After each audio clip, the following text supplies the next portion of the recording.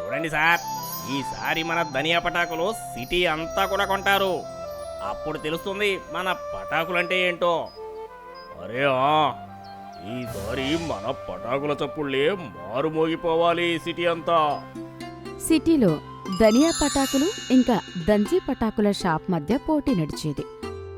ప్రతి సంవత్సరం దీపావళి పండుగప్పుడు ఇద్దరి మధ్య పోటీ చాలా బాగా జరిగేది. ఎవరి పటాకులు ఎక్కువ అమ్ముడుపోతాయి అని. పోయినసారి దంజీ పటాకుల వ్యక్తి దంజీ అన్న తన దగ్గర రకరకాల పటాకులు తీసుకుని వచ్చి చాలా పటాకులు అమ్మేశాడు. కాని ఈసారి ధనియా పటాకుల వ్యక్తి ధనియా అన్న నిర్ణయించుకున్నాడు ఈ సంవత్సరం అతనే ఎక్కువ పటాకులు అమ్మాలి అని. అరే ఓ రాజు, నేను నీకు ఒక పని చెప్పాను కదా, అది చేసావా లేదా? అదే సార్, నేను చాలా ప్రయత్నించాను తెలుసుకోవడానికి. కానీ అతను కొత్తగా ఏదో చేస్తున్నాడు. మనం కూడా ఐడియా కాపీ కొట్టొచ్చని. కానీ నేను ఏమీ తెలుసుకోలేకపోయాను. అర్థం కావడం లేదు అతను కొత్తగా ఏం చేస్తున్నాడో ఈసారి. అరే వాడిని ఏమైనా చేయనివ్వు, కానీ ఈసారి మాత్రం మనం ఓడిపోకూడదు. ఇక్కడ దంజీ అన్న తన అసిస్టెంట్తో కలిసి కొత్తగా ఏదైనా చేయడానికి ఆలోచిస్తుంటాడు.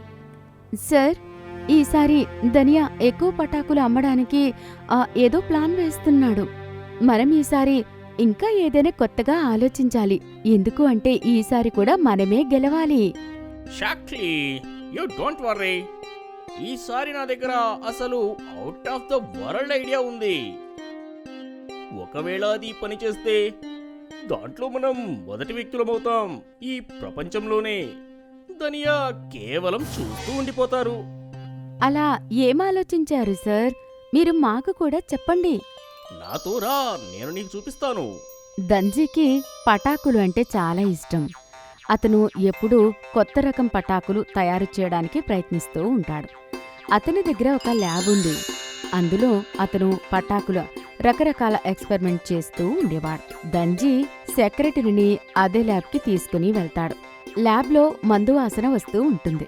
ఇంకా అక్కడ రకరకాల షేప్స్ ఇంకా సైజు పటాకులు ఉంటాయి. సార్, ఈసారి మీరు ఏం చేయబోతున్నారు? ఇక్కడ నాకు చాలా రకాల పటాకులు కనబడుతున్నాయి.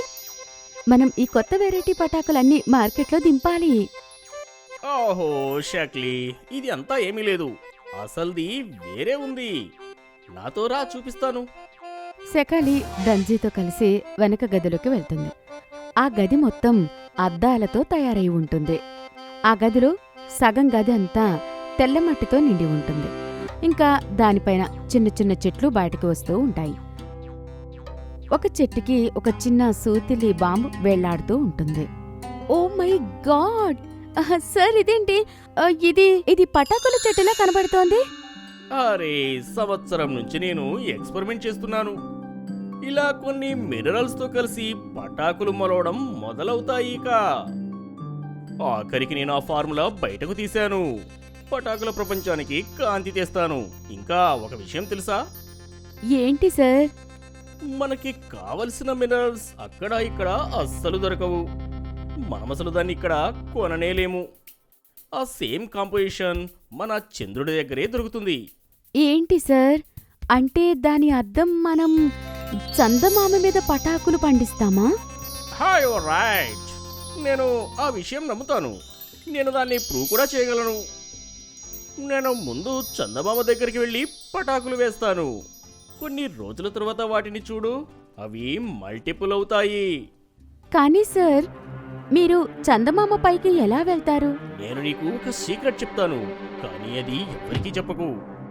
దంజీ శకలిని తన ల్యాబ్ గార్డెన్లోకి తీసుకుని వెళ్తాడు. అక్కడ ఒక మూలకి వెళ్లి గాలిలో చెయ్యి ఊపుతాడు. ఇంకా అక్కడి నుంచి ఒక నిచ్చెన బయటికి వస్తుంది. ఆ నిచ్చెన ఎంత పెద్దగా ఉంది అంటే అది ఆకాశానికి దారి అన్నట్టు. ఈ నిచ్చెన రాత్రి సమయంలో మన ల్యాబ్ని మరియు చంద్రుణ్ణి కలుపుతుంది. నేను ఎక్స్పెరిమెంట్ చేసేటప్పుడు దీన్ని కనిపెట్టాను. అప్పటి నుంచి ఈ విషయాన్ని ఎవ్వరికీ చెప్పలేదు. ఇంకా ఈ విషయం నాకు తప్ప ఇంకా ఎవ్వరికీ తెలీదు. అంతలో ధనియా అసిస్టెంట్ రాజు ఎవరికీ తెలియకుండా ల్యాబ్లోకి దూరుతాడు. అతను దాక్కుని వాళ్ళ మాటలు వింటూ ఉంటాడు. వావ్ సార్, మీరు నిజంగా జీనియస్. మనం మొదటి వాళ్ళం అవుతాము చందమామ పైన పటాకుల పంట పండించేవాళ్ళం. ఈసారి మన బిజినెస్ చందమామని తాకుతుంది సార్. దంజి ఇంకా శకలి రాత్రి ఇద్దరూ కలిసి పటాకులు తీసుకుని చందమామ పైన పెడతారు. తర్వాత వాళ్ళిద్దరూ నిచ్చెన నుంచి కిందకు వచ్చేస్తారు. ఇక్కడ రాజు వచ్చి విషయమంతా ధనియాకి చెప్తాడు.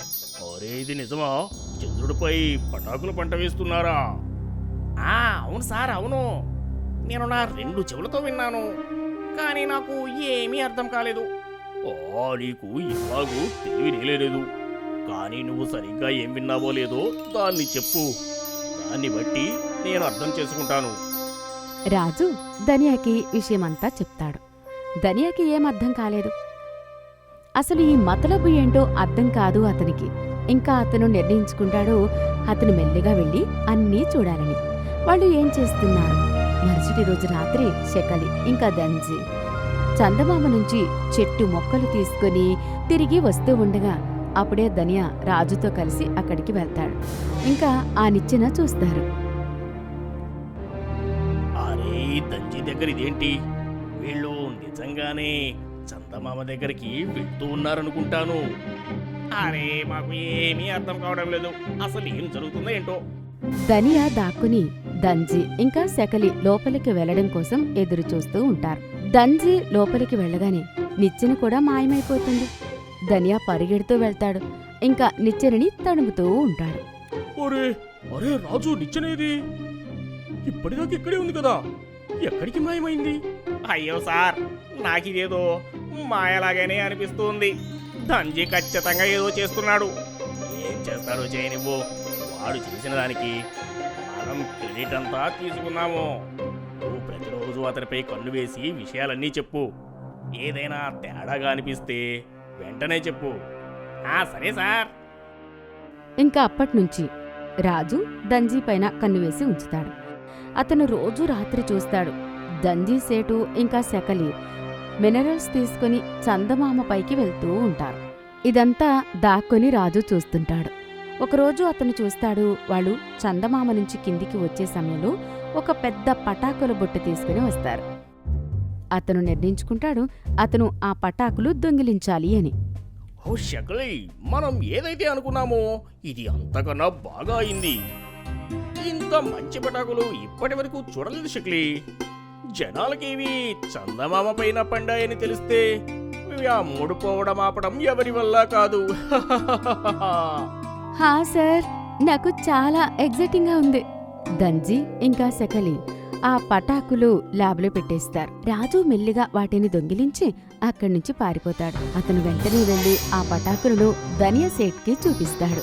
సార్, వాళ్ళు చందమామపై పండించిన పటాకులన్నీ నేను దొంగిలించుకొచ్చాను. అరే వా, నువ్వు ఇవాళ నా మనసు దోచుకున్నావు. ఇప్పుడు ఆ పటాకుల్ని కాల్చి చూపించు. రాజు పటాకుకి పైన నిప్పంటించగానే అలానే ఒక పెద్ద ధమాకా అవుతుంది. ఇంకా అతని దుకాణంలో అన్ని పటాకులు కాలిపోతాయి. మరుసటి రోజు ఆ విషయం దంజీకి తెలుస్తుంది. సార్, మీరు విన్నారా? ధనియా పటాకులన్నీ కాలిపోయాయని. అతను దొంగిలించాడు కాబట్టి అతనికి అలాగే జరిగింది. అతను ఎప్పుడూ నా ఐడియాని దొంగిలించడానికి ప్రయత్నిస్తాడు. స్వయంగా కష్టపడి తన ఐడియాని దేన్ని కూడా బయటకు తీయడు. మంచిదైంది, ఈ రోజు నువ్వు రాజుని చూసేశావు. అతను దొంగిలించాలనుకున్న పటాకుల్లోని మందు ఎక్కువ నింపాను, అందుకే అంత ధమాకా జరిగింది. పద, మనం మన చందమామ పటాకుల్ని మార్కెట్లో దింపుదాం. దంజీ చందమామ పటాకులు దీపావళి రోజు బాగా అమ్ముడుపోతాయి. ఇంకా అవి దేశమంతా ఫేమస్ అవుతాయి. పిల్లలందరూ అంటారు దీపావళి రోజు పేల్చాలి అంటే కేవలం దంజీ చందమామ పటాకులు మాత్రమే పేల్చాలని.